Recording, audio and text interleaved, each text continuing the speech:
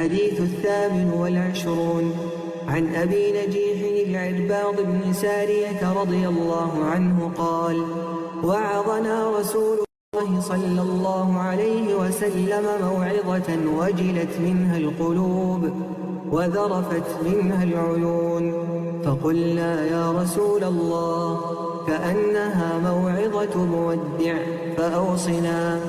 قال: أوصيكم بتقوى الله والسمع والطاعة، وإن تأمر عليكم عبد فإنه من يعش منكم بعدي فسيرى اختلافا كثيرا، فعليكم بسنتي وسنة الخلفاء الراشدين المهديين، عضوا عليها بالنواجذ، وإياكم ومحدثات الأمور، فإن كل بدعة ضلالة.